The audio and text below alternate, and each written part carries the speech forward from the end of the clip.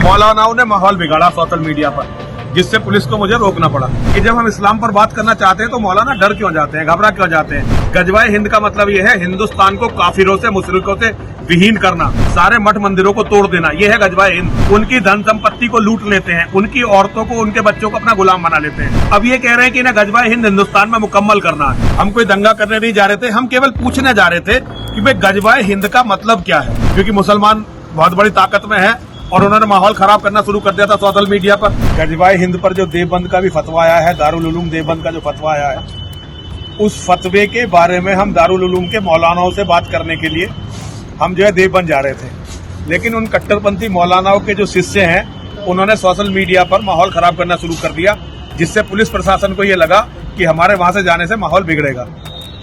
तो इन्होंने मेरठ पुलिस ने हमें वहां जाने से रोक दिया है और यहाँ बैठा रखा है। तो आगे पुलिस का क्या कहना? और देखिए, पुलिस का कहना कुछ नहीं, अभी तो पुलिस वाले कुछ कह नहीं रहे, तो हमें बैठा रखा है। अब जो ये चाहे जेल भेजें या वापस, जो इनकी मर्जी हो वो अलग बात है, लेकिन ये अलोकतांत्रिक है। हम केवल वहाँ शांति प्रिय ढंग से बात करने जा रहे थे, लेकिन इसमें पुलिस की गलती मैं नहीं मानता, पुलिस प्रशासन की गलती नहीं मानता। मौलानाओं ने माहौल बिगाड़ा सोशल मीडिया पर, जिससे पुलिस को मुझे रोकना पड़ा। मुझे समझ में नहीं आता कि जब हम इस्लाम पर बात करना चाहते हैं तो मौलाना डर क्यों जाते हैं, घबरा क्यों जाते हैं। ऐसा क्या है जिसे वो छुपाना चाहते हैं। उन्होंने खुद ही घोषित किया है कि भाई इस्लामिक दृष्टि से गजवाए हिंद बिल्कुल सही है। अगर सही है तो भाई इसमें हमें बात कर लो, हमें समझा दो ये क्या है, हम अपने लोगों को समझा दें। गजवाए हिंद का मतलब ये है हिंदुस्तान को काफिरों से, मुशरिकों से विहीन करना, यहाँ की सारी औरतों को आपस में बांट लेना, सारी धन संपत्ति पर कब्जा करना, सारे मठ मंदिरों को तोड़ देना, ये है गजवाए हिंद। गजवा का अर्थ ये होता है कि जिस भी धरती पर गजवा होता है, गजवा एक लड़ाई है मोहम्मद के आदेश पर। Holi war of Islam, Holi war of Islam जहाँ होती है वहाँ ये सारे काफिरों को मार देते हैं, मुशरिकों को मार देते हैं, उनकी धन संपत्ति को लूट लेते हैं, उनकी औरतों को, उनके बच्चों को अपना गुलाम बना लेते हैं।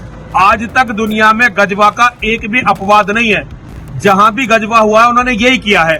अब ये कह रहे हैं कि इन्हें गजवाए हिंद हिंदुस्तान में मुकम्मल करना है। तो अगर इन्हें गजवाए हिंद हिंदुस्तान में मुकम्मल करना है तो इसका अर्थ ये हुआ कि यहाँ हम सबको ये मारेंगे, को लूटेंगे, हमारे मठ मंदिरों को तोड़ेंगे।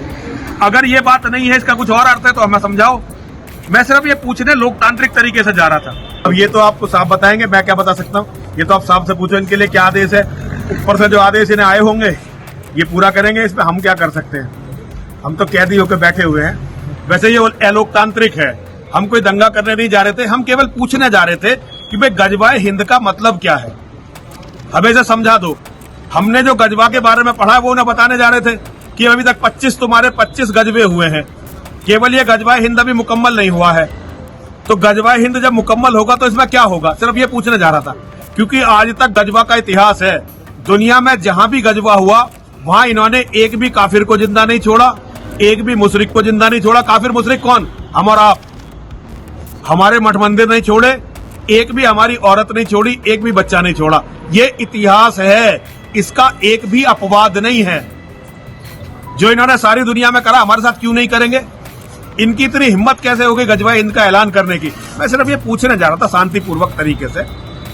ये अलोकतांत्रिक है, पुलिस ने जो कदम उठाया पुलिस की मजबूरी है, मैं भी समझता हूँ, क्योंकि मुसलमान बहुत बड़ी ताकत में है और उन्होंने माहौल खराब करना शुरू कर दिया था सोशल मीडिया पर, लेकिन ये गलत है, मुझे जाने देना चाहिए था। सब्सक्राइब करें आपका अपना चैनल न्यूज टाइम नेशन और हर खबर सबसे पहले पाने के लिए बेल आइकॉन जरूर दबाएं।